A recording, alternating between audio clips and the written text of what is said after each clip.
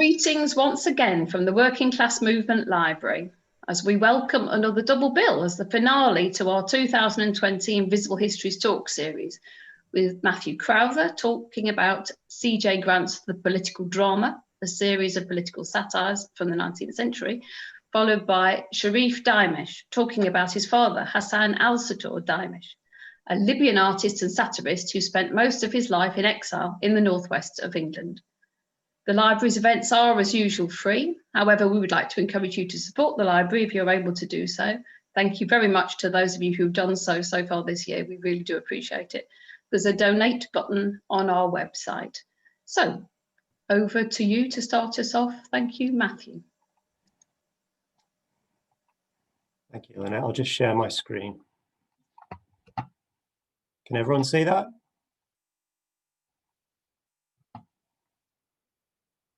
Brilliant. Okay, we're good to go? Fantastic. So, hi everyone, my name is Mathew Crowther, and earlier this year I published a book about a early 19th century caricaturist by the name of C.J. Grant, and a series of 131 radical political prints which were published between early 1833 and early 1836 under the collective title of The Political Drama. The library, the Working Class Movement Library, was very kind in letting me have sort of free reign with their collection of Grant's prints. They're fortunate enough to be one of the few institutions in the country to actually have a near complete set of these prints. And between my own collection of Grant's engravings and their own, we managed to compile the full set. So this book is actually the first kind of fully illustrated example of that whole series of prints. And I think it's the first instance in which they've actually been catalogued, and there's a chance to actually understand what each of the prints is about. So this is an example of one of the prints from the series. This is plate number 102. And I think this is a nice sort of place to start because it succinctly kind of summarizes Grant's style and also the recurring themes of the prints. They really deal with what the radical politician William Cobbett referred to as the old corruption, and the idea that the institutions of church and state within early 19th century Britain had kind of been hopelessly corrupted and were populated by a largely self-serving aristocratic elite that really was busy kind of lining its own pockets at the expense of the ordinary working man and woman. And here Grant shows them the king, the queen, various aristocrats. You can perhaps make out there the sort of Duke of Wellington, members of the royal family, lawyers, judges being blown out of a cannon by the devil, blown to hell, as the subtitle suggests. And really, that's the kind of the theme that runs on through all of the prints. And as you probably get a sense as we move through these drawings, it's not necessarily a particularly nice vision of early 19th century England that Grant conjures up. Any of you that have read the sort of early novels of Dickens will kind of recognize it as a place which is really almost defined by inequality and iniquity, huge disparities in wealth, and a political class that's really dominated by a hereditary elite. And Grant's closely associated with the radical movement. Now, radical is a term that's in use really from the mid-18th century onwards in British politics, and it kind of tends to mean anyone who's in favour of reform. But by the 1830s, and particularly after 1832, it really comes to mean anyone who's not happy with the new constitutional settlement that's ushered in by the Reform Act of that year.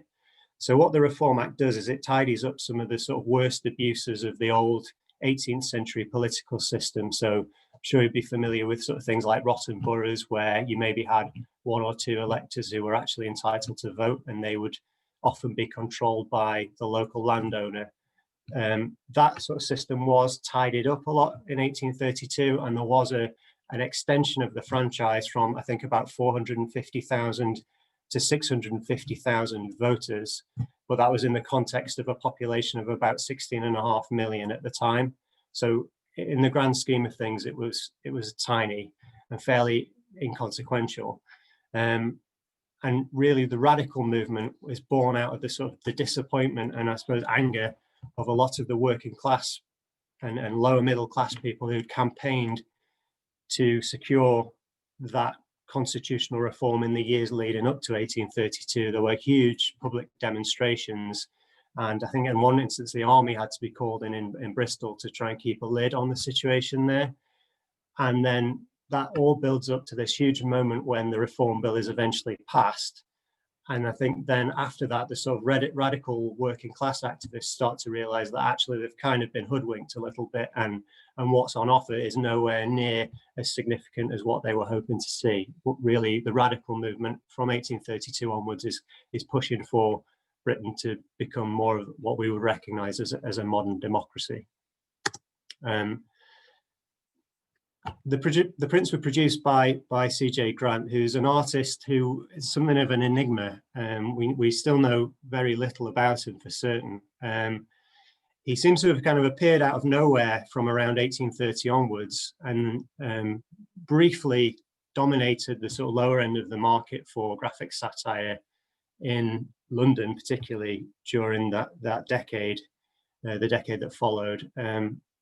And here's a print of his. This is an example of another project that he worked on sort of around 1834, 1835, called Everybody's Album and Caricature magazine. So this was produced concurrently with the political drama, very much targeted as a different audience, as you can probably tell. This is a lithograph, much finer engraving, targeted at sort of middle class consumers. And here he describes himself as editor of upward of 400 of the most popular caricatures of the day. He was incredibly prolific, and here's just an example of a number of the prints that he produced in and around the 1830s. Some of those were satire, but not all of them by any means. He was also a sort of serious artist and illustrator. So Grant seems to have started his career around 1830, or maybe slightly before, and was possibly a pupil of this man, the caricaturist William Heath, who was one of the foremost caricaturists of the 1820s. And there's an example of one of Heath's prints on the right there. Grant appears to have started his career producing designs for Heath. Here's an example of a print that Grant drew, and Heath then sort of passed off as his own. And that shows a policeman who's in a sort of extreme state of drunkenness attempting to arrest a drinking fountain. So I think even then there was kind of slightly maybe a sort of subtly subversive edge to the prints that Grant was producing, even at the very early stage in his career. As I say, we really know very little about him. Even his name is something of a mystery. He's often catalogued, and you'll see him referred to as Charles Jameson Grant. And there's actually no evidence of anyone named Charles Jameson Grant having lived or worked in London at all during the first half of the 19th century. That interpretation of his initials comes from a letter that was written in 1870 by someone who'd never met Grant. So I think the likelihood is if he'd ever described himself using the name Charles Jameson, that was probably affected as a sort of a pen name, and that he was probably called Charles James or Charles John or something rather more mundane.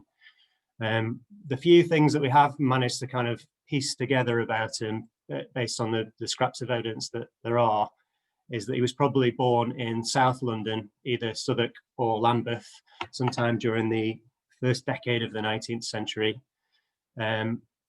He seems to have tried to pursue a career as a writer of popular theatre, although I'm not entirely sure how successful he was at that. The only reason we know that is that there was an exchange of letters between Grant and a popular clown, a stage clown, called Signor Paolo, that was published in a series of newspaper articles in 1830, where Grant had actually accused this clown of stealing one of his scripts. So, and there are theatrical references that run through all of his prints. So it does seem that even if he didn't continue with his career in the theatre, he was an avid theatre goer, and that makes itself felt in his work. The other thing we know about him is that he seems to have had, and kind of pick up some of that from the episode with the clown, but he seems to have had quite a disputatious temper.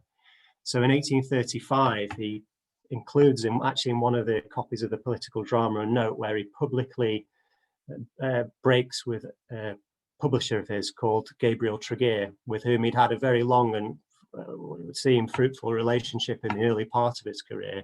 But Grant essentially says he wants nothing further to do with him. And we don't know the reasons for this, but he obviously had a sort of quite a spectacular falling out with Tregear. And similarly as well, in 1842, there's a reference which appears in a newspaper to an eminent artist in the Cruikshankian line, which is a sort of a euphemism for a caricaturist, who calls himself James Grant, who finds himself in trouble with the police and is actually put on trial at the magistrates' court in Clerkenwell for drunkenly assaulting a harmless little cobbler and his wife one evening in Bloomsbury.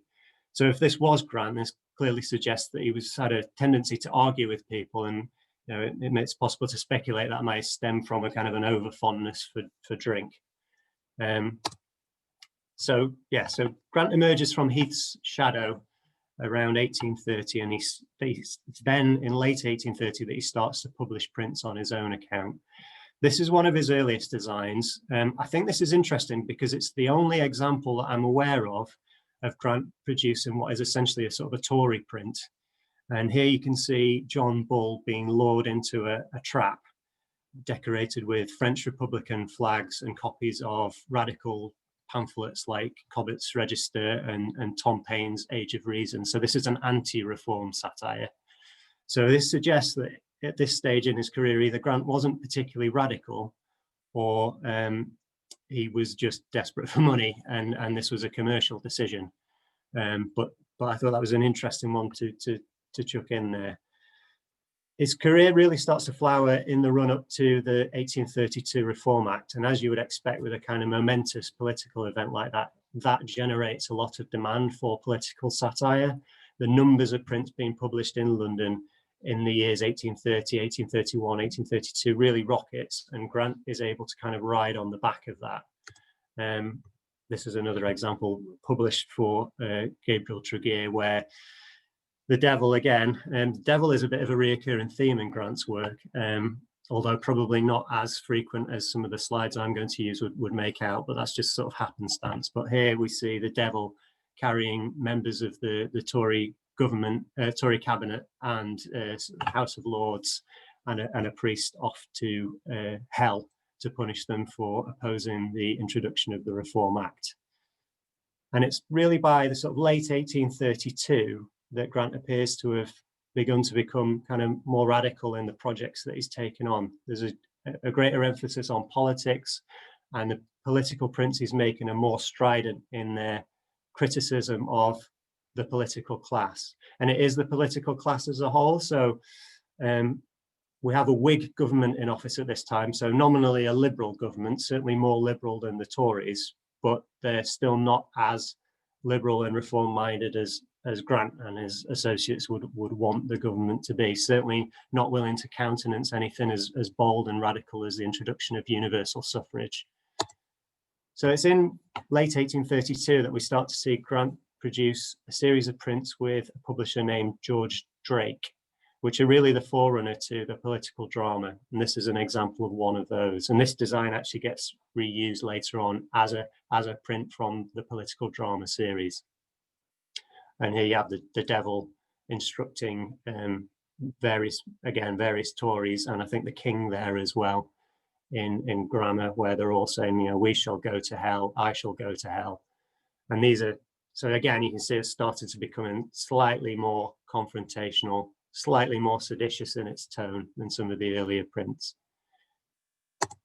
And this is a picture of, I managed to find a picture of Drake's shop. So this is Houghton Street in Clare Market. It was actually demolished in the early 1900s as part of a slum clearance program. And I think this is now buried somewhere under the LSE building. But Drake's shop is actually the little bow-fronted shop on the left there. And that's probably where copies of the print we've just seen and prints from the political drama were displayed. So this is issue number 1 of the political drama. This was published in early 1833. And the immediate impetus for the design was the Sabbath Observance Bill, which was a bill put forward by evangelicals within Parliament. So this evangelical sect within Parliament is kind of commonly associated with William Wilberforce. This is sort of the generation after Wilberforce and the sort of anti-slavery movement. One of the things they're less well known for, and they were certainly less popular for, was pushing for very strict laws to enforce observance of the Sabbath. And it's quite interesting because some of the arguments that are being kind of forwarded at the time are not dissimilar from some of the kind of political disputes we've had recently about lockdowns and things.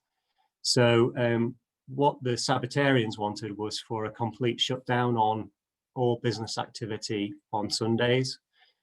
And here that generated a huge amount of opposition at kind of across the political spectrum. Even the Times, which was normally sort of quite a conservative political newspaper, described the Sabbatarian proposals as an example of blindfold folly and stupidity, and were heavily critical of Sir Andrew Agnew, who was the sort of nominal leader of the Sabbatarian movement, who is, Grant depicts in the centre of the design here, dressed as a 17th century Puritan, holding a sword and a Bible as he presides over an evangelical sort of pogrom on the streets of London. You've got various members of the police and sort of church wardens rounding up citizens as they kind of go about their business.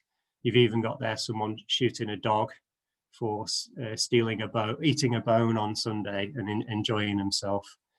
And that theme of the opposition to the Sabbath Observance Bill dominates the sort of first 6 prints in the series. And this is another one of them. This is plate number 4, which I actually used for the cover design of the book. It's probably one of the most sort of iconic images within the political drama, certainly one of the most striking. And this shows a hungry labourer. So it's important to remember, I guess, that on Sundays, typically, for the vast majority of people, certainly anyone who had to work, was likely to be the only day of the week that you had any free time whatsoever. And you had to use that day of the week to buy your provisions for the rest of the week.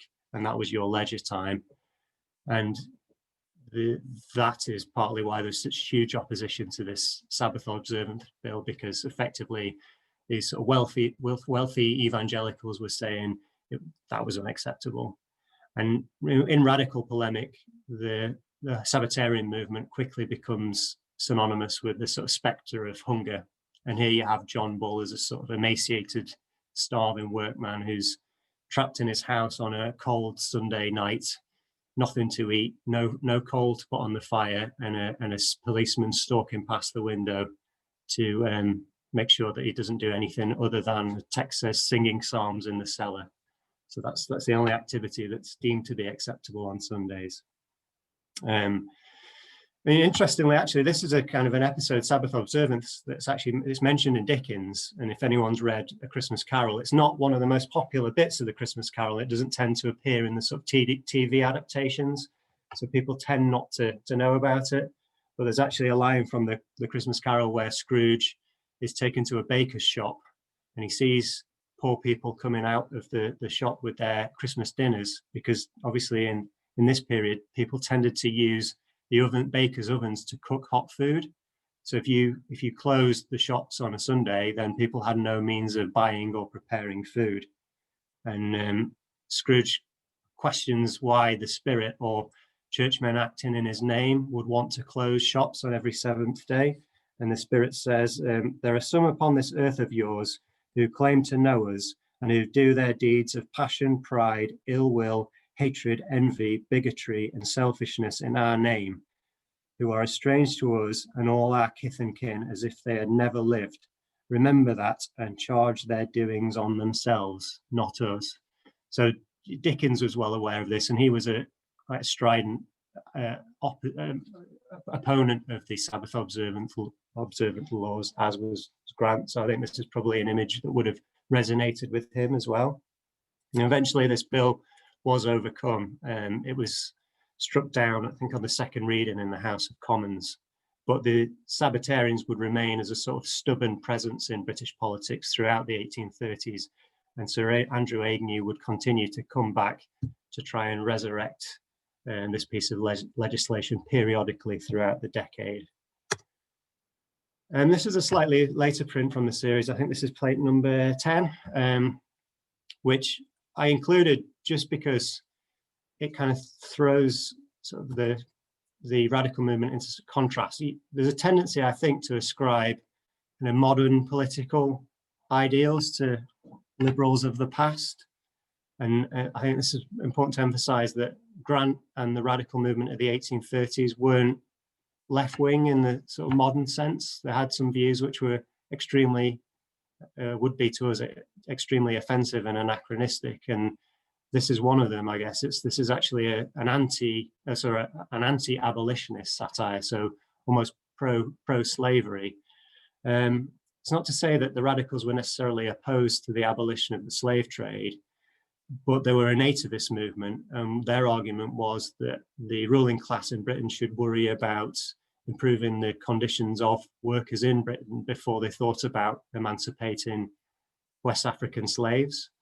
And they particularly resented the fact that when the slave trade was abolished in the summer of 1833, plantation owners were awarded a compensation of £20 million, which was an astronomical sum, equivalent to billions today. And I think that debt remained on the government books until the early part of the 21st century, or certainly the late 20th century. It was huge.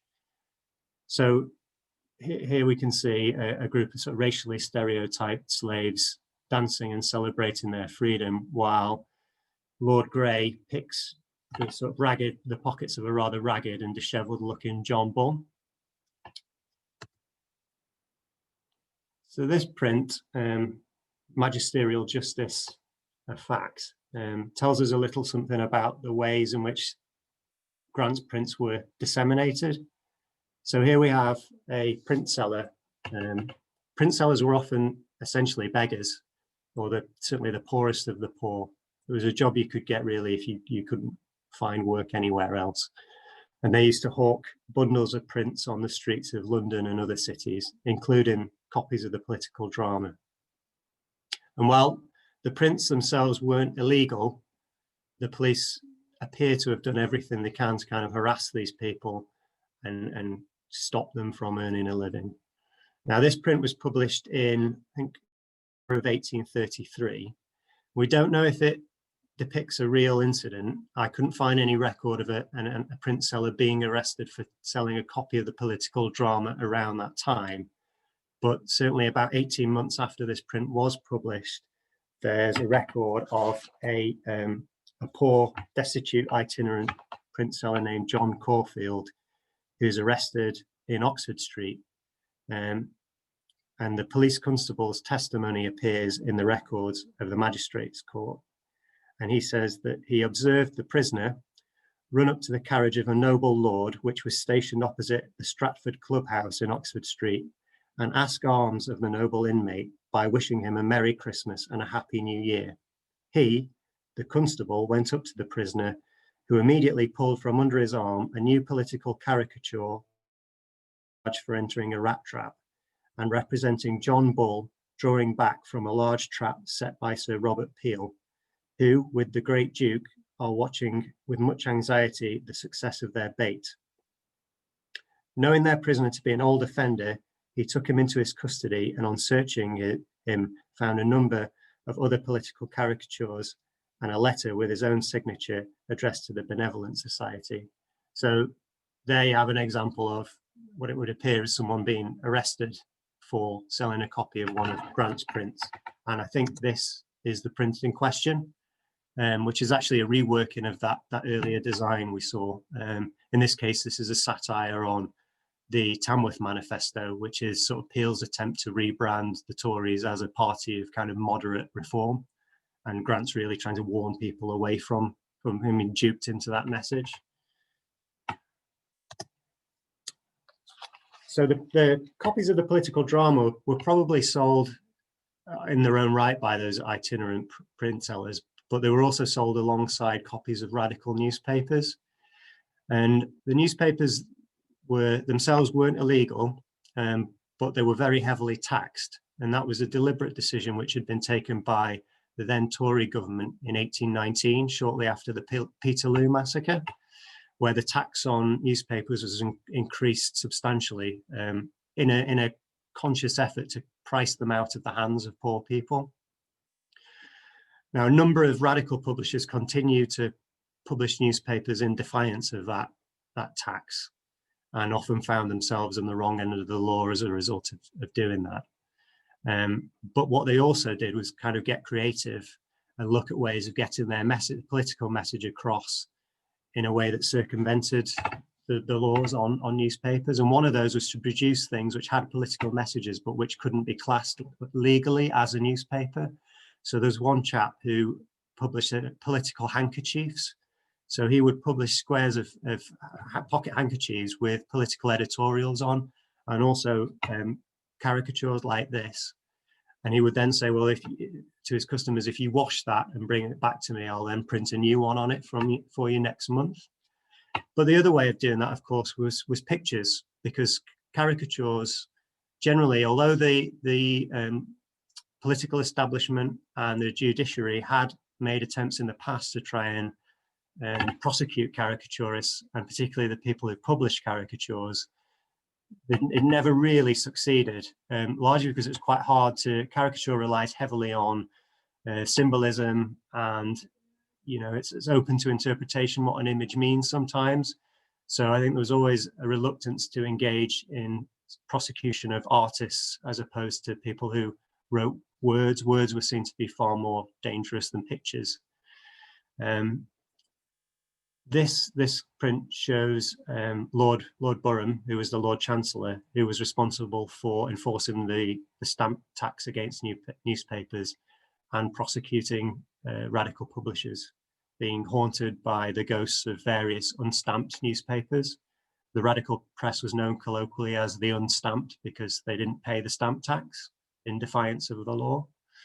And this goes back as well to what I was saying about Grant's theatrical bent. This is actually a parody of a scene from Richard III, I think, where it's Act 4 of Richard III, where the king is haunted by the ghosts of the people he's murdered. So in this case, the people that Burham is supposed to have murdered are the radical newspapers that he's trying to put out of business. And as I say, these papers would have been sold alongside copies of prints by Grant and other radical artists. So another theme, more of a recurring theme in the series as well, aside from politics, or the Whigs and the Tories, the other kind of major group that Grant seems to have it in for is the established church. And the reason for this is the church in this period held sort of fairly significant cultural but also political power. The church controlled, as they still do, but I think it'll be slightly different now, controlled 23 benches in the House of Lords. So you had the Lords Spiritual, and they really formed with the sort of ultra conservative Tory lords, formed a flanks of political opposition to anything that was kind of vaguely reform minded that was introduced by the Whig government. So they succeeded in striking down a number of pieces of legislation that were to relieve some of the laws that discriminated against Protestant dissenters, for example, and also particularly as well the situation in Ireland. So Ireland in this period is in a kind of a near state of civil war. You've got a predominantly Catholic population who are required by law to pay tithes to support the upkeep of the Church of Ireland, which is the sister church of the Church of England, to which very few of them actually belong. And unsurprisingly, the Irish aren't very happy with this. And from 1831 onwards, there's a series of increasingly violent confrontations between members of the church, tax collectors, and eventually even the army and the Catholic Irish. And that situation could have been resolved fairly easily if the Church of England had been willing to allow some reform to the tithe system in Ireland, but they stubbornly refused to support that because they were concerned that if the system in Ireland was reformed, it would only be a matter of time before those reforms were extended to England. So I think every year between 1833 and 1838, on successive occasions, the government tries to introduce legislation to reform the Irish Church, and it's constantly blocked by the ecclesiastical peers in the House of Lords. And Grant lays into them here, kind of depicting them as sort of bloated, drink-addled series of kind of, you know, pigs, basically, I guess you could say, who are clearly sort of snoozing their way through a debate in the House of Lords and just waiting for the time to kind of cast their vote against whatever piece of legislation is being brought forward. I'm reluctant to interrupt you, but you did ask me to say when you had a couple of minutes to go. So this is your couple of minutes. Sorry, because it is genuinely fascinating. But sorry, okay. Well, I'm glad I did, because yeah, okay. So and again, this is another anti-church satire where the bishops of the Church of England have been shown being burned alive in the fires of hell for their various crimes. This one I included. It relates to just a one-off incident. This isn't a recurring theme particularly, but it's just a great image. This is a great piece of caricature. The aristocratic bastards in their glory. This is based on a real incident. This was a soldier at a barracks in London who had, I think, sworn at an officer while on duty and was sentenced to receive 300 lashes. And apparently his screams were so loud that it caused people to faint in buildings that were nearby, near the parade ground. It's interesting because although this design must have been produced in a couple of days, because some of you can't really read the text here, but some of the text actually contains errors that appeared in the original newspaper accounts of the incident, which were then later corrected. So this was evidently produced at speed. You would think it was like the image was original and Grant had kind of come up with it off the cuff in response to this incident, but it's actually based on an image that he'd produced the previous year in 1832, which you can see at the top there. So I think to some extent his prodigious output was largely based, or to some extent based on him kind of recycling old ideas, and there's an example of that here. And I think this is the last one from the political drama. This is a satire on the Poor Law, which was a piece of legislation introduced in the summer of 1834. And this shows the interior of an English workhouse under the new Poor Law. Sort of looks like something out of Hieronymus Bosch. Must say though that this wasn't based on any observation. This satire was published a few weeks after the legislation was put through Parliament, and actually none of the workhouses, they were all still under construction at the time this print was published. But obviously the Poor Laws kind of introduced the idea of sort of the undeserving poor, and if you were poor, it was because of some fault in your character. You were lazy or improvident, or you had bad habits, and you should be kind of punished for that. And the poorhouse was there as a deterrent. And obviously that was something which Grant and his fellow radicals thought was abhorrent. And this is probably one of the best satires you'll see on the early Poor Law and the workhouse system. So that's the political drama. The series runs on until 1836. The final print actually isn't produced by Grant. It's produced by another artist called Joe Lyall, who was also associated with the radical movement. It seems as though Grant kind of stayed with the project until the 130th print and then quit. And someone tried to restart it with a different artist, and evidently it didn't quite succeed. After that, Grant's career sort of becomes ever more entwined with the radical movement, really. And I'm not sure whether that's by personal choice or commercial necessity. It may be the case that actually by producing some of these cartoons, he sort of blotted his copybook with more mainstream publishers, and he could only get work from radicals. We don't know whether his association with the movement is one of sort of ideological preference or, as I say, or commercial necessity. This is a radical newspaper published by someone called John Cleave, who would go on to be a founder member of the Chartist movement, and Grant would do a lot of work for him over the late 1830s and early 1840s. In 1841, he actually makes an attempt to revive the political drama, and the Working Class Movement Library is fortunate again in having, I think, 10 prints from the second edition of the political drama. Obviously, you can tell by looking at them, very different from the first in style, much more carefully engraved. But actually as well, I think these prints sort of lose something of the sort of visceral energy and the kind of the first series. And they evidently weren't as successful. So I think Grant produced 23 or 24 prints in the second series of the political drama, and then it seems to have sputtered out. So that's a quick whistle-stop tour through C.J. Grant and the political drama. I think we're going to do questions at the end. So from the gaslit streets of late Hanoverian London to the sunny shores of the Mediterranean, it's a real pleasure to hand over to Sherif Dhaimish, who's going to tell us about his father, Hasan, and the caricatures that he produced in the 1970s and 80s. 70s, 80s, and up to 2016, actually. So yeah, I'll take you through the ages, hopefully. So yeah, thank you very much for that. That was fantastic, and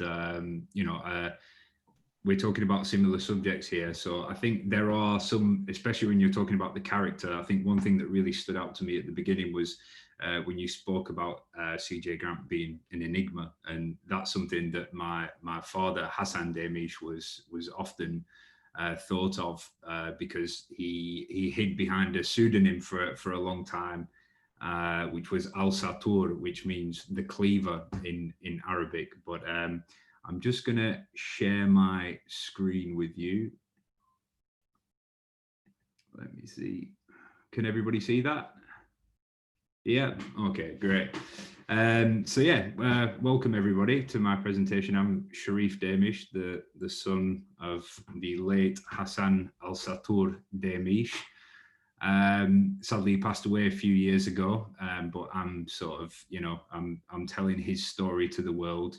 I think it's one that deserves to be told to not just people who are familiar with, Libyan people, or people who follow the news in Libya, and not also people just limited to people who lived in the area where we grew up, in the Burnley Pendle area of East Lancashire. But I think it's a story that deserves to be told far and wide, because he was a man who stood up for, for people who were struggling, and that's what he dedicated his life to.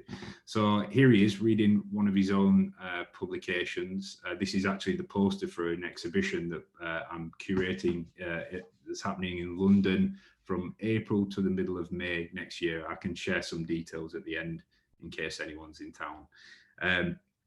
Before I kind of jump in, I think what I'll do is I'll give you a very brief history of the country my father's from, just to give you a bit of context and the conditions in which he came over to the UK. So here we have a map of Libya, which is split into 3 parts. It has 3 very vast regions. Libya is actually, I think, the 16th largest country in the world in terms of landmass, but it's only got a population of 6.5 million people, which means it's one of the most sparsely populated places on earth. You have Tripolitania to the west, which is where Tripoli, the modern day capital, is, Fezzan to the south, and you have Cyrenaica to the east. And Benghazi, where my father was born, is on the Mediterranean coast in Cyrenaica. So Libya's been sought after territory for a very, very long time, partly because of its strategic geographical location, being at the top of North Africa, facing onto Europe, easy access to the Middle East too. And obviously today it's got oil, so that makes everybody wanted peace, really. But you know, for thousands of years, it was colonized by the Greeks. There's some ruins there on the left, I believe, is Cyrene, which was an ancient city founded in 1630 BC, and then you have Leptis Magna on the right. But yeah, it was colonized by the Greeks, the Phoenicians, the Persians, the Romans, numerous Islamic dynasties, the Ottomans, and then in 1912 the Italians came in and they colonized Libya up until until they were kicked out, basically, in World War II. And during the period that they colonized Libya, this gentleman, Omar Mukhtar, who is the subject of a film you may be familiar with, The Lion of the Desert, he was from the same region as my father, Eastern Libya. It's an area that has a rebellious nature. And he fought, you know, he led some forces, the Senussi order. They fought against the Italians unsuccessfully, but they put up a hell of a good fight. And there he is in the bottom right picture, shortly after he was captured, and then I think he went to court, and then he was hung shortly after that. But anyway, so that gives you a little bit of background to the region and this gentleman too. And after World War II, Libya was independent for the first time. And that's when King Idris was put on the throne in 1952. And yeah, he shifted power from Tripoli, which, you know, like I said, the capital, back to the east of Libya, which, you know, it kind of unsettled things in a way. And my grandfather, who is the gentleman in the middle of the picture on the left, and on the left-hand side of the right picture, he was the king's religious advisor. He was the imam, and he was a very powerful figure in eastern Libya for right up until his death in 2009 at the age of 97. And that's actually my father on the left of the picture on the left, looking, pulling a bit of John Wayne pose there. And there he is in the middle of the right-hand picture. And Mathew Dhaimish, my grandfather, that's where my dad learned a lot. He learned to become politically aware from his father. Really got this sort of the spirit of rebellion from his father, and he was never afraid to speak the truth. My grandfather always expressed solidarity with the weaker parts of society in Benghazi. He did a lot for human rights there. And my dad, that's something, you know, a nature that my dad carried with him. And he was also a great supporter of my father's interest in creativity and art from an early age. He'd buy comics, educate him on all sorts of different art. My dad also said his earliest memories of sort of really being encapsulated by art was watching his dad draw pigeons on the rooftop of their house, where they kept a pen of pigeons. So yeah, and I thought, just before I get into sort of like the Gaddafi era, I'd share a couple of artworks that my dad produced maybe around 10 years ago. And these are sort of digital sketches of images of Libya during this prosperous, independent time. So this is taken from a famous photo in Tripoli. Yeah, and this one I believe is in Benghazi as well. I can share these with you. I've got a link to them online if you want to have a look afterwards. But you know, you get the idea. You know, it was for Libyans at the time. It was a nice time. You know, it was independence, and they just found oil, which ended up sort of being the downfall of the country. But there you go. And yeah. So around the 60s, that's when my dad sort of started drawing cartoons, I guess. You know, I've heard stories from some of his friends about him drawing some of his school teachers on the chalkboard, and, you know, then drawing friends. And then 1969, this man came in a bloodless coup and took power. Power went back from Benghazi to Tripoli.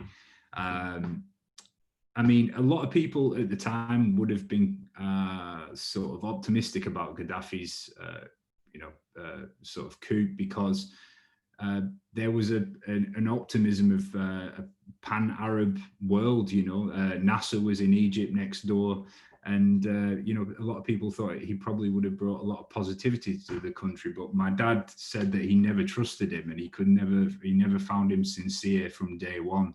And obviously, as being from a family that was quite close to the royal family, he had his allegiance with the king, and he was sad to see him go. But yeah, it's quickly enough, my dad started drawing the Colonel and sharing cartoons with friends and family. And and soon after that, around the early to mid 70s, young people started to leave Libya and look for a life elsewhere. He started to crack down on young people, on dissidents inside the country. And in 1975, my dad followed, and he came to the UK. It was more, he didn't really go for political reasons, but he left in search for something else. I think he had more of a curiosity to leave Libya. But so anyway, there's my dad on the left-hand side in Libya, and on the right-hand side there, that's when he was in the UK. And when he came to the UK, he first arrived in Bradford, and then soon enough ended up in Burnley in around 1977. And it kind of reminds me of the John Cooper Clarke poem where he says, "I tell you now, and I tell you firmly, I don't ever want to go to Burnley. What they do don't concern me.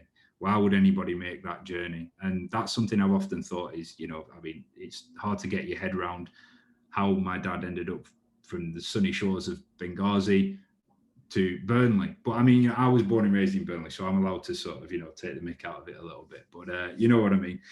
So yeah, it's not a well-trodden path, but it was there. He met my lovely mother, Karen, and they soon fell in love.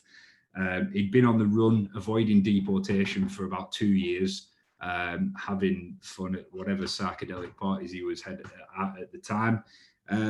But yeah, he was denied political asylum, and he was set to leave. He'd been given a date. He had to go back to Libya, and he would have been thrown straight in jail over there, probably tortured, maybe killed, who knows.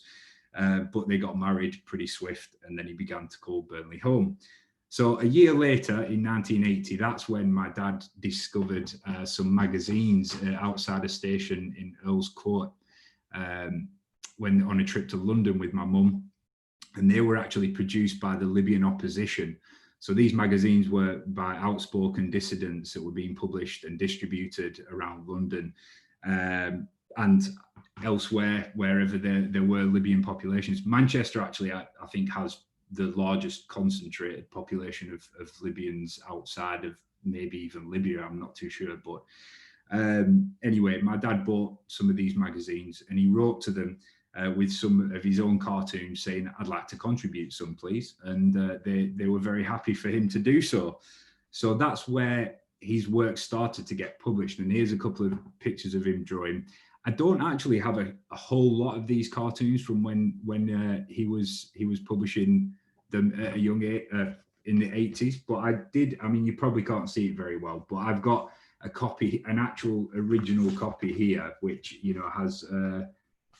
I only found this last night when I was rooting through a stack that I had here, so it's all very valuable. But my research continues to find them, because these publications were only published, a few here and there. But at the time, they were distributed around other exiled Libyans, and some copies made it back into Libya via suitcases.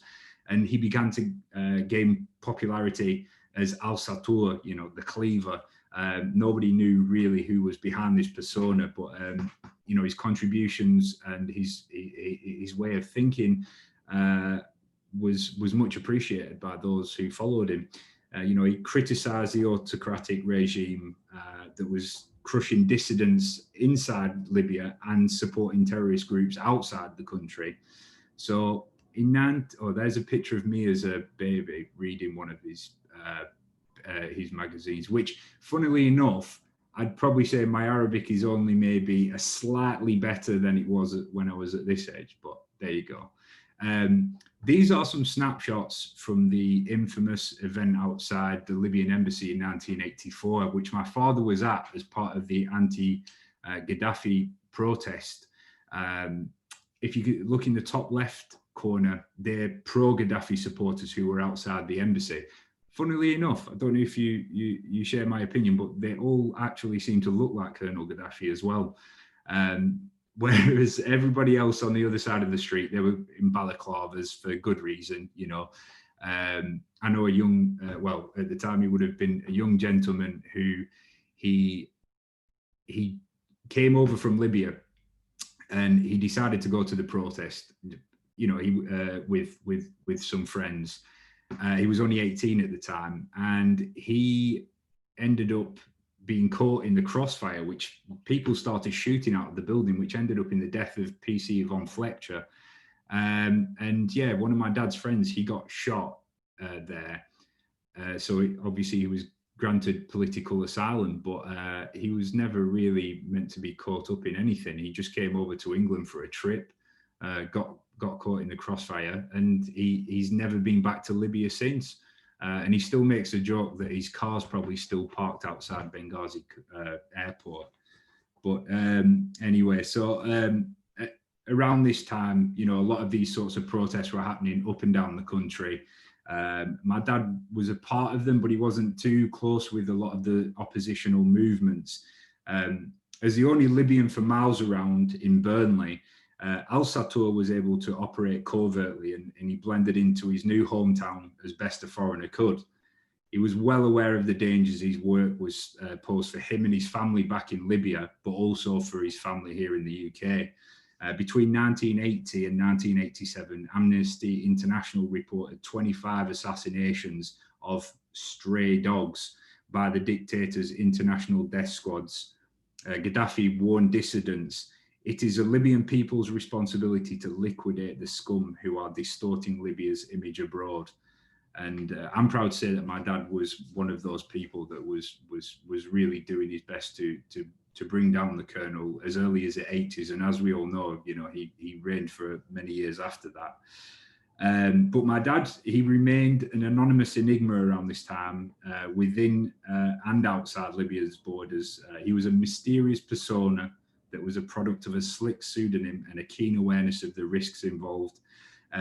And he once said to me, he said, "I knew that cartoons were a very powerful tool, but they had a much stronger effect than he ever imagined at the time." So anyway, I don't want to fast track through his life, but I want to try and remain on the topic of satire. But the 1990s for my dad were very much a time of education and artistic exploration.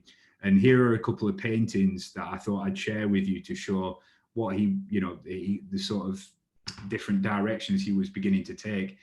He came over to the UK as 19 years old. He never really went into education until the 1990s, when he was in his late 30s. And he did his A-levels. He did a degree at Bradford University, and then he went on to teach graphics at Nelson and Colne College.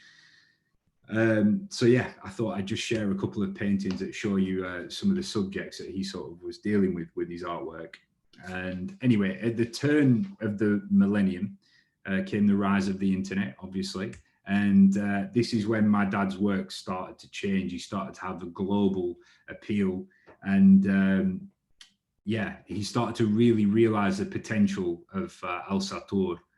And his cartoons, I'm just showing you some examples here of the sort of the aesthetic that he used at the time. And, you know, he spent hours alone listening to jazz and classical music at home while producing these cartoons for emerging anti-Gaddafi Libyan news websites. And, you know, he always was a huge, as you'll see from his artworks, he was a huge admirer of music, and that was his companion through what he would call the long British winter nights spent in front of the screen. But he once actually said, I'll go back to his painting here. He once said, "I love jazz because of its melody and the conditions from which it appeared. I identified with the history of Black people in America based on my own suffering and persecution." And, you know, that is very prominent in all his artworks, really. Anyway, during the 2000s, my family, we were harassed quite a lot online. You know, we had our Facebook accounts hacked, our emails hacked. We had our phone tapped at home. Threats were sent to me and my sisters. And you have to keep in mind as well that me and my sisters in particular, we were well out of touch with our Libyan heritage. You know, we were very much British kids.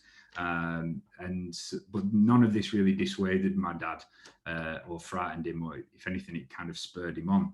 And around this time, this is 2007, if you see these illustrations here, this was when there was the new Libya had reopened its doors and sort of reconnected with the West after being shut off for such a long time. And hopes of the regime's collapse for many people across the world, lots of people in exile, they were completely shattered. And, you know, this is when it emerged that MI6 and the CIA were exchanging details on dissidents for extraordinary renditions. And then there was all the photos of Tony Blair shaking hands with Gaddafi, which was, you know, it was very, very, well, it was a bleak time, basically, for people like my father. So, yeah, it was a very, very tough time. You know, he continued pushing on, but he went through bouts of depression. He lost his father around the same time.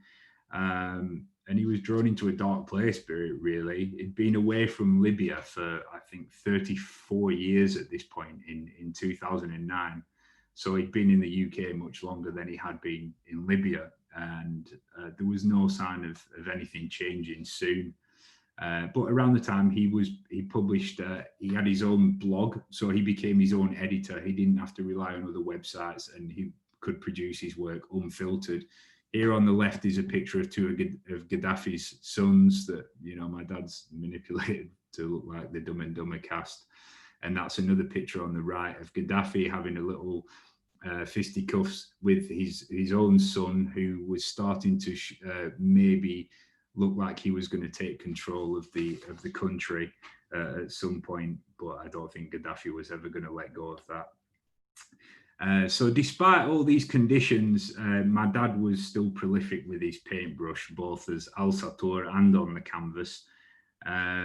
So once I've showered you with caricatures of Gaddafi, as you'll see here, I thought I'd share just a couple more artworks there with you. So just to show you what the stuff he was producing outside of the political realm. And there's a lot to delve into here. Like I mentioned earlier about his relationship with Black American culture and music. And it's a subject that I'm exploring more and more. And, you know, this is becoming a subject of one of the areas of I'm exploring with the exhibition that I'm producing next year. And hopefully we'll have another one in the north of England later in the year too. And then we fast forward a year or two, we get to January 2011. And if you remember, that's almost 10 years ago now, that's when the Arab Spring started to sweep across North Africa and the Middle East, you know, countries, Egypt, Tunisia, Libya, of course, which ended up in a big civil war.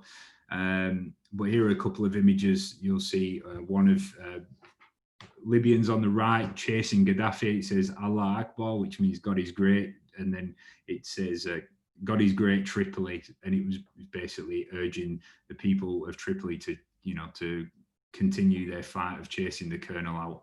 As you'll see, my dad always used to draw Gaddafi with Mickey Mouse ears or with high heels on, with a dress on. And, you know, and these cartoons, they got to Gaddafi. I'm not saying that he would sit there and look at my dad's cartoons daily, but he was certainly very aware of the cartoons that my dad was producing.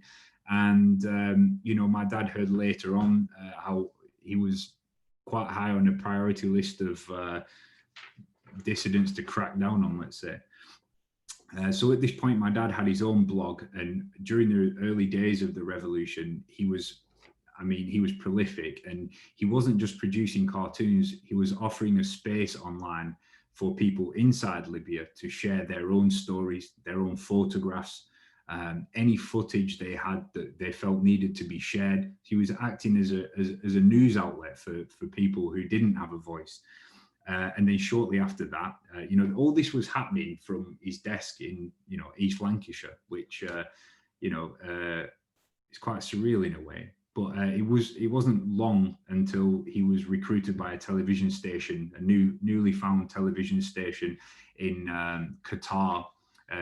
The television station was called Libya Ahrar, which meant Libya for the free.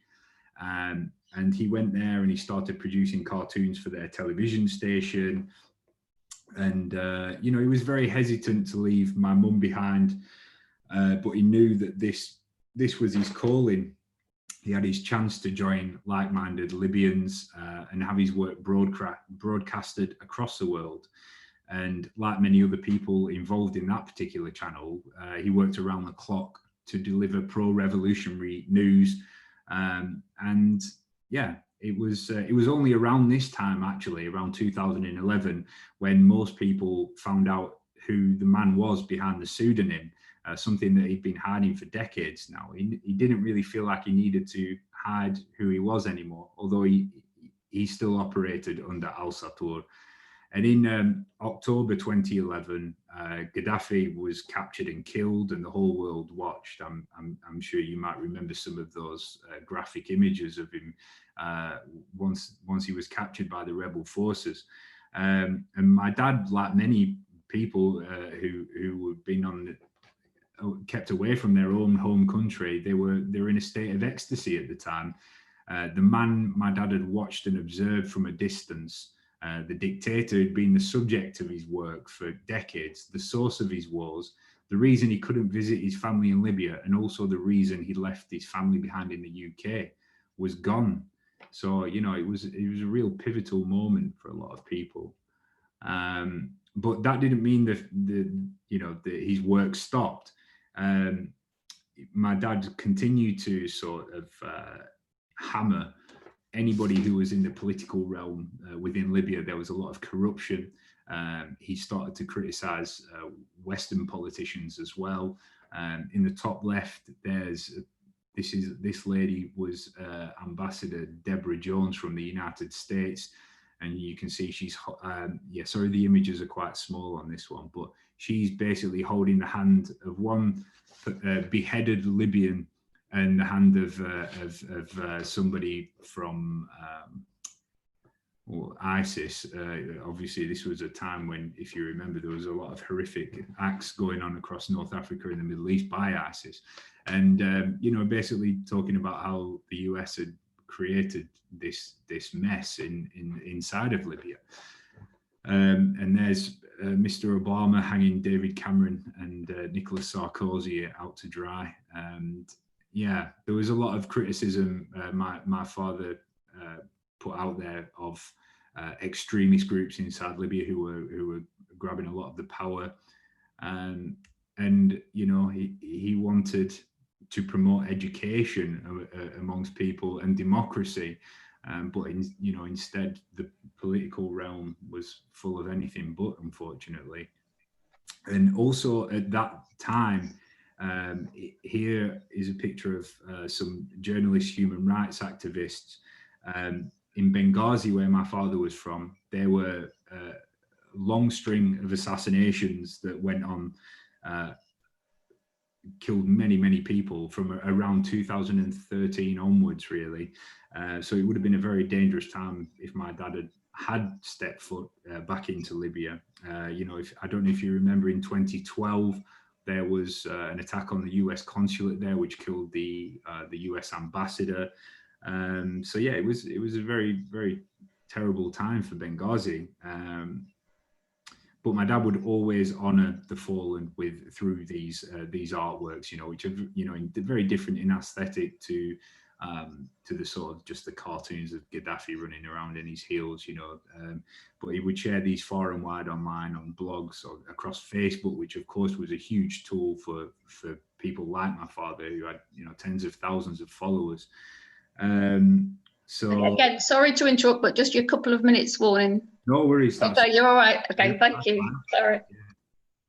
So yeah, I just thought I'm actually just about to wrap up anyway. So Doha, where my dad lived at the time when he was after the revolution, I think it kind of sucked the creative spark out of him.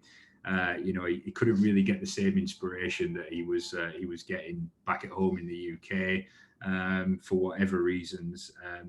But his creativity was subsumed by Libya's poisonous political landscape in a way. But it was also, I think, that particular time post-revolution, it could be considered my father's golden era. He produced thousands of works, and he really dedicated all his time to the cause that he was fighting for.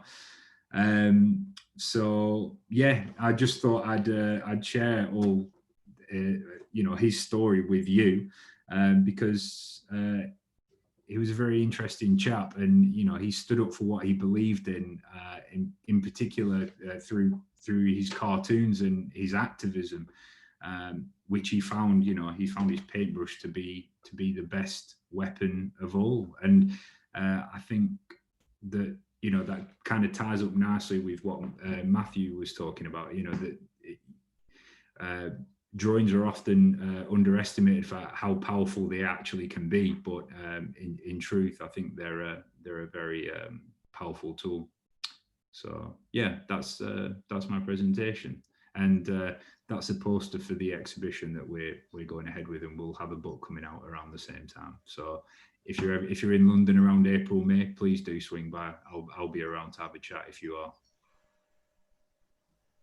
That's brilliant. Thank you so much to both of you. Yeah, a very personal presentation there, and for Mathew also personal, but he's managed to delve into secondary sources. So it's really interesting. And then, as you say, various parallels there. Particularly, I was struck by the idea of how they were shared around, and how they different ways in which seditious literature could be sort of passed between people, and how that happened. And there were sort of seems real parallels there. So Mathew, let me unmute you again, and can you come back to us? So we've got lots of people saying thank you very much in the chat, and say, Eve, what a great pair of talks, brilliant talks by both, etc. So if anybody has a particular question they want to ask, I know there were a couple of comments on the details of the political drama, and Pete asked, was Grant involved in Chartism, which was kind of answered later when you showed us, Mathew, that newspaper. But I don't know, have you got any more to say about Grant and Chartism? So yes, he was employed by a number of Chartist publishers to carry on producing cartoons in the 1840s. I think the radical movement of the 1830s is really the sort of the start of it. Evolves into the Chartist movement of the 1840s. So I think that the short answer to your question is yes. Although I'd go back to my original point, which is we're not sure to what extent Grant was kind of ideologically committed, or whether it was a sort of matter of commercial necessity. Okay, we're going to, well, I'll kind of go with whatever questions come, and here's a great one, Teresa, thank you. Sherif, have you inherited any of your dad's creativity? Do you do anything? I'm not the best drawer, to be honest, but my sister, she's more artistic than me. I work in publishing and I do a bit of writing. I think that's where my creativity lies, or at least I attempt to, and it's more with words than with images. So, and curation, that's what I'm trying to do at the moment. So I guess that's kind of creative. Oh yeah, you sound, because you were talking about sort of virtual aspects to the exhibition that you're going to put on, I think, weren't you? Which sounds really interesting. Yeah, we're doing our best. Yeah, we'll certainly flag that up to people as it comes out, and we certainly hope that you'll bring it further north as well. But we will, yeah, we don't normally advertise things going on in that there London, but we'll make an exception for you. Thank you. Does anyone want to wave at me to ask a question? Frank, do you want to unmute yourself? Yes, it only came up briefly in Matthew's talk, but you're talking about historic racism, and somebody who might have actually opposed conveying to abolish slavery might have views that are now considered racist. And how do we portray this, and how do we do it? One of the other friends of the library, my friend Dave Harker, who some of you may know, he does a lot of work on music. And minstrel shows originally were purported by abolitionists, whereby in the 60s they were on the telly, and now black and white minstrel shows would be considered racist. But originally they were done by abolitionists, apparently. See what Matthew feels. Interesting. Okay. Sorry, was that a question for me? There was a bit of a crackle on the line there. So I would agree, and actually there were other examples from the political drama that I could have shown where Grant has sort of a fairly disparaging view of Jewish people. Definitely some cartoons he produced would be considered anti-Semitic today, and also the Irish. I mean, I guess all you can say about it is he was a product of his time. And these were views, if you spend any time reading the radical literature of the day, and certainly the popular press, these were views that were commonly expressed and mainstream. And I guess as a historian, you kind of look at it try to look at it in that context and explain that. But I think the reason I included that is people tend to assume Grant was radical, ergo he was left wing. And, I don't think it's as easy as just saying, well, he was a kind of left wing for the time and you can map his values onto modern values. It doesn't work like that. Okay, thank you. Somebody's asked me whether there are digitized copies of the prints from the political drama available at the library. We have got pictures that were taken of them, but which we shared with Matthew. So we've got them on file. So if there was a particular one that you were interested in, then let us know. But it obviously, well, it would be a good thing to put up as an online exhibition, except for, of course, the detail of it. You really need to read Matthew's book, because he gives you all the background to what all the detail is there. So we've got a question from Hilary, but it's to Matthew. But she also says to you, Sherif, you have inherited. We could hear that in the way you presented. That's very sweet. Thank you very much, Hilary. She's got a great way with words, has Hilary. Thank you, Hilary. Matthew, is there any writing by Grant that has survived? A blog equivalent? Interesting idea. Any writing by Grant? Not as far as I'm aware. He describes himself as an author in that little advertisement that I had in one of the slides.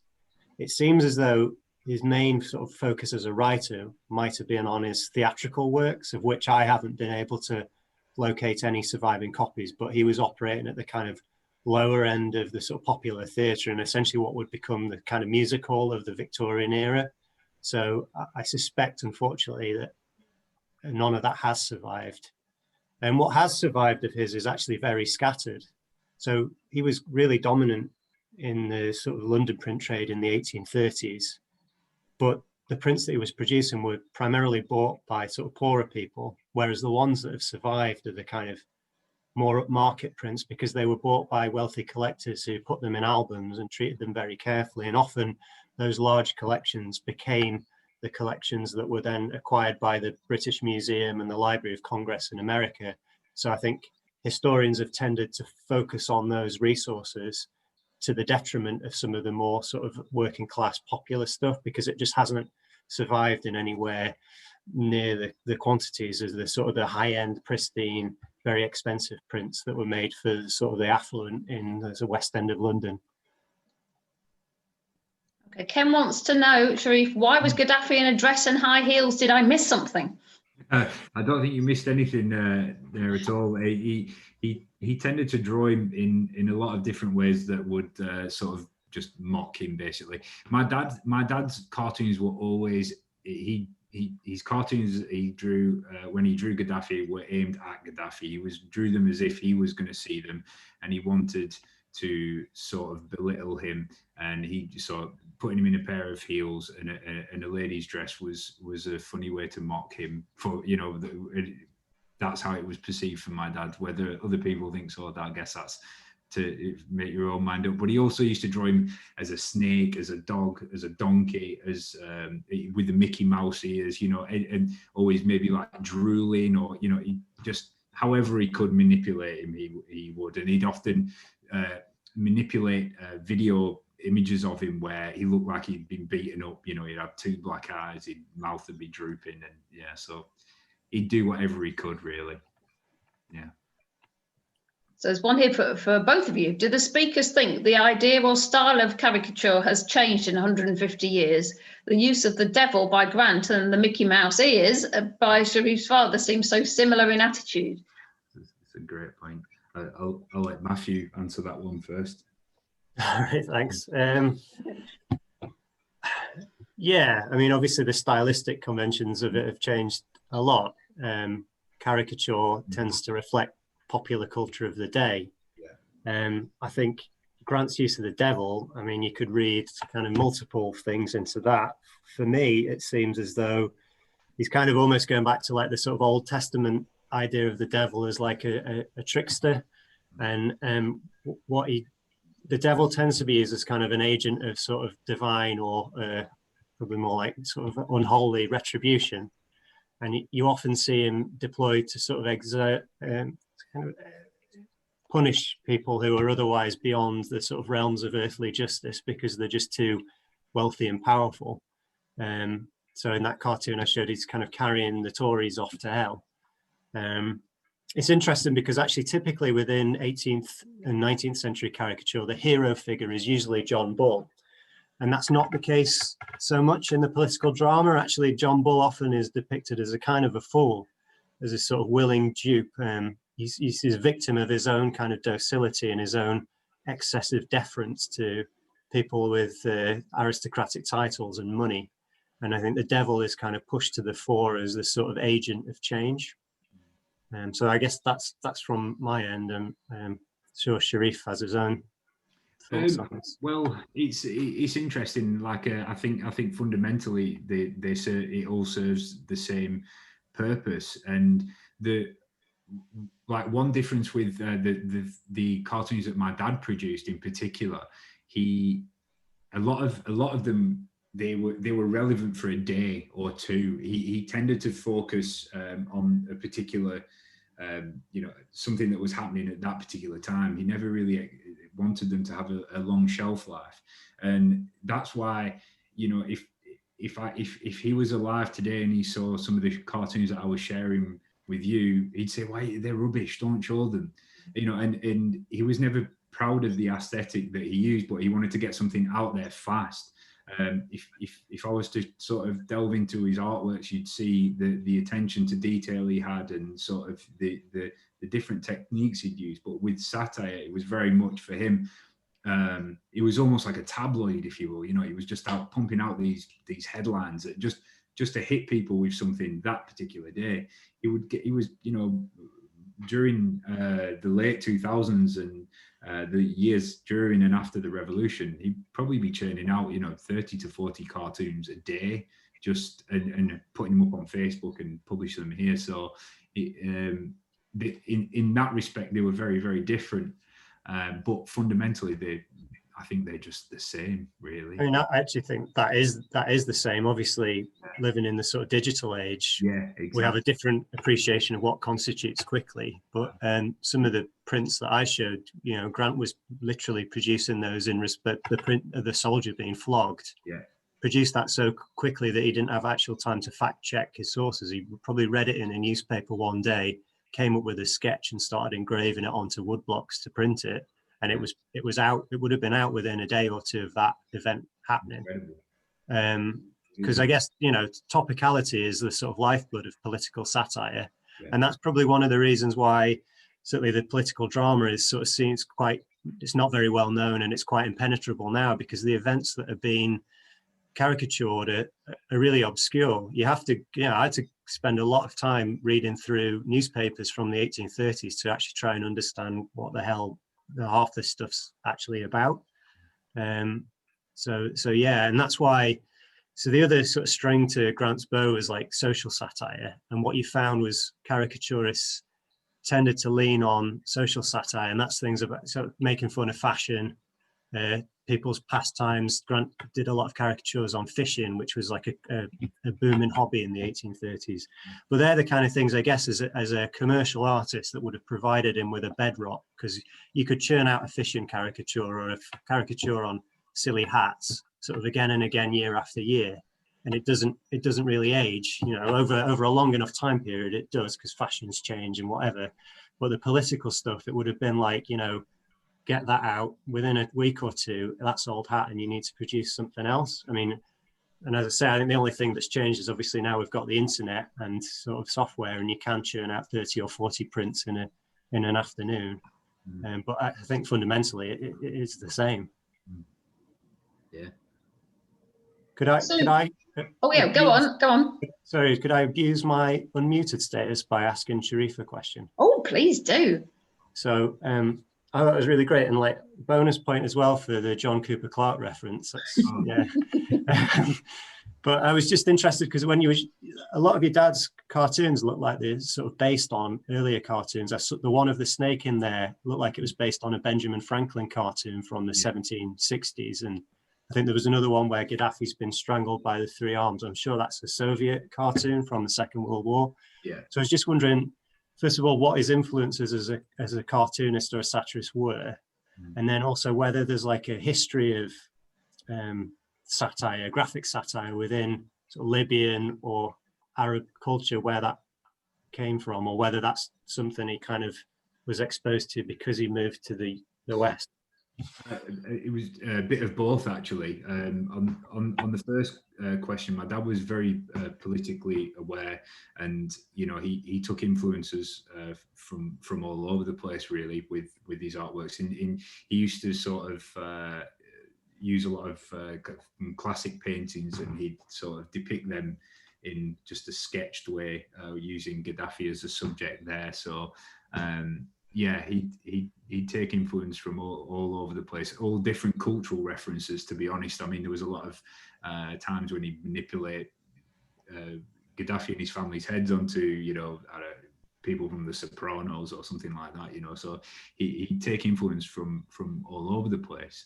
But in terms of historically with sort of Libyan satire, there is one gentleman called Mohammed Zawawi, and he was more of a social satirist, and he lived inside Libya, and his artworks they're brilliant, but him and my dad were very different, because my dad's main focus was criticizing the regime, whereas Zawawi was more of somebody who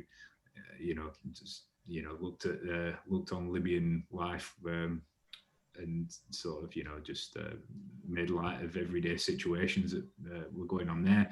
So my dad did express that he was an admirer of his work early, and my grandfather introduced him to those cartoons at a young age.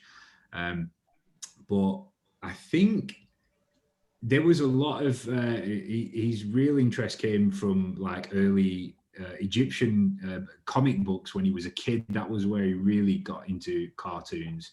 And in Arab culture in general, there tends to be there's a lot of political satire there. And today it still exists far and wide. If you only have to look to the 2011 revolution in places like Egypt and Libya, and a lot of the street art that was produced and things like that, it's very much alive there. In terms of historically, I'm not the right person to be asking about that, but I know that it's very much alive today, and it will be for a long time, Thanks. So now, Sue, I think your question was probably answered by the other, but do you want to ask a supplementary? Do you want me to unmute you? No, you need to, we can't hear you, Sue.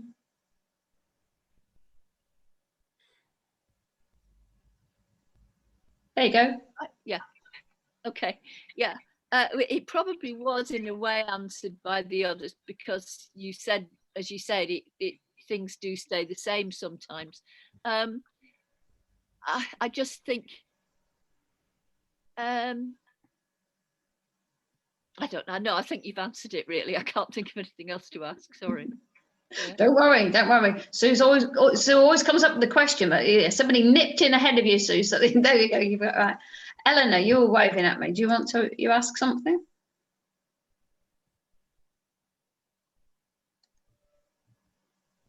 Can you unmute? No. There you go. Well, I wasn't wanting to ask something so much as to say that that's been a fantastic talk. And what I would like to say is we've actually had a very, we ought to congratulate Lynette on the whole wide range of talks we've had, which has covered so many different topics we'd have never thought about having a talk on. And I think it's been really instructive. And I'm hoping that people will encourage people to go onto YouTube to see them, because I think, you know, it's just been tremendous. So Lynette, thank you very much for all the organisation you've put into it.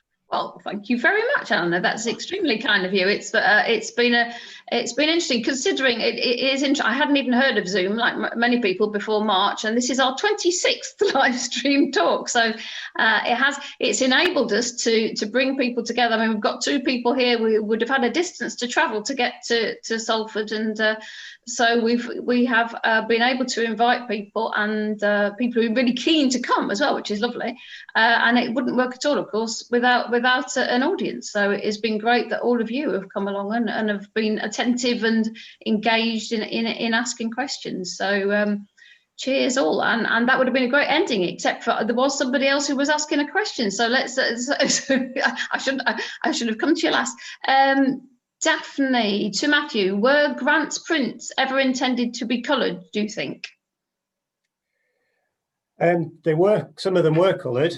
Whether they were published with the intention of being coloured is probably a slightly different question.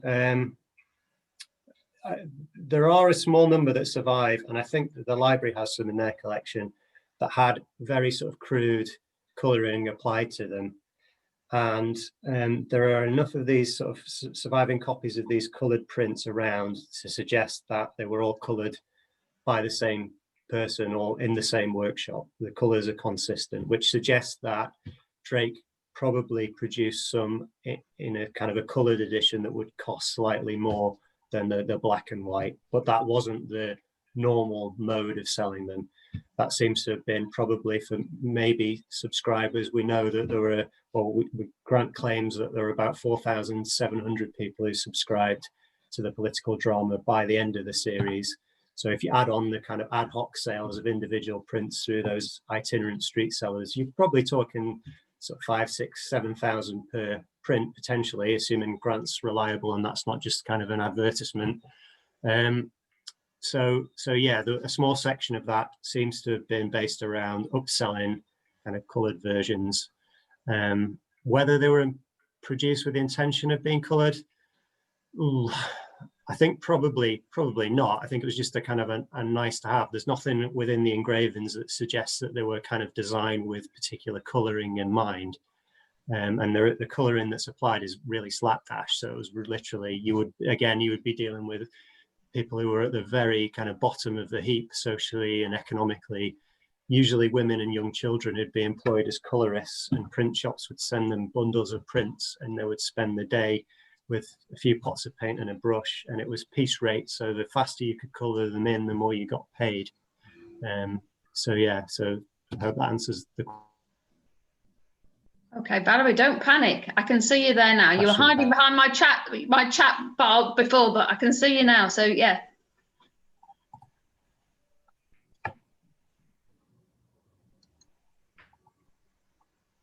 There, is that it? You're there. Right. Thank you. I'm glad I've got in just before you finish, because Matthew talked about the number of people in the country, about 16 million people in the country, the majority of whom couldn't read.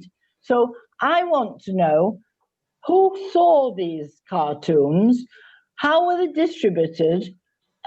So I can see now the difference between the 1830s and the 2000s because of the technical, etc., etc. But in 1830s, there weren't many people who were going to see these cartoons. There were a few newspapers, so they perhaps were in there, but where were they? That's a good question. So in terms of who was reading them, the target audience seems to have been predominantly working class, sort of lower middle class. So you wouldn't have been talking about the kind of absolute sort of bottom of the heap. So in socioeconomic terms, you'd have been talking about your more skilled working class, lower middle class, people who could afford to spend a few pennies on a print. How they were distributed, as I said, the grant claimed he had a subscriber count of about 4,700 people. Those were people who would have bought them effectively like a mail order from Drake's shop. In addition to that, they were distributed by people on the street, so literally just guys wandering around London with bundles of prints selling them. And they were also sold through a network of radical bookshops. And there are a number of those around the country, predominantly in London, but there were some in the north of England. I think Sheffield and Manchester are listed in the kind of places where you could buy these prints, and also Bristol in the southwest. But it is mainly a sort of, it seems to be a London-based publication. In terms of the literacy, I mean, yeah, I guess one of the rationales, if you're a radical politician or a radical agitator who's looking to get your message out there, then a picture is a really good way to do that when you're dealing with a population who I think literacy rates were reasonably, for the time, reasonably high in the UK, but I suppose the average reading age was probably quite low, and people probably could read, but only at a very basic level. And images are a great way around that, aren't they? You can look at an image like the one of the King and the members of the House of Parliament being blown out of a cannon by the devil, and really that doesn't need much kind of text in it to actually tell you what that's about and what the message that image is trying to convey. Right. Okay, brilliant. Okay, is anybody else wanting to wave at me? Let me just jump to the second screen to see if there's anybody there. No, I think we might be getting to the end. Well, that's been great. What a great double bill. I was thinking this would be a great sort of finale, and it really has been. So there's more to come next year, but this is the last talk before Christmas in this slot. So and our first baby pick there as well, Sherif. So thank you very much for that. No, that's been great, and a reminder that if you came in late or you want to recommend it to someone else, you want to sit and watch it again and just sort of freeze frame some of those images. It will be going up on our YouTube channel later. Although that's been our last Wednesday afternoon talk until February. Next week, that's Wednesday the 16th of December, we're back in the evening for once at 7:30 p.m. for an unusual occasion. We're very excited to be part of the celebrations of the UK's oldest film society, which began in the city of Salford. On the 15th of November this year, the Manchester and Salford Film Society, as now is, marked the 90th anniversary of its continuous activity. And next Wednesday, Andy Willis, Professor of Film Studies from the University of Salford, will facilitate a discussion on the avant-garde silent Soviet documentary, Man with a Movie Camera, from 1929. If you'd like to attend, we're encouraging you to watch the film on YouTube anytime over the next week, with accompanying notes provided by the Film Society, and then we'll join up live with others online on the evening of the 16th to discuss what we have seen. Links to the film and to the accompanying notes can be found on the event page on our website. And a reminder that our talks are, as usual, free. However, we would like to encourage you to support the library if you're able to do so. And as I've said before, and I'll say it again, there's a donate button on our website. And once again, many thanks to those of you who've responded to that call. Thanks again to our speakers, to all of you who've been here today and throughout this exciting new live streamed era. And goodbye until we hope you will join us at 7:30 p.m. next week. And as I always say, take care in solidarity. With very best wishes from all at the Working Class Movement Library. Goodbye.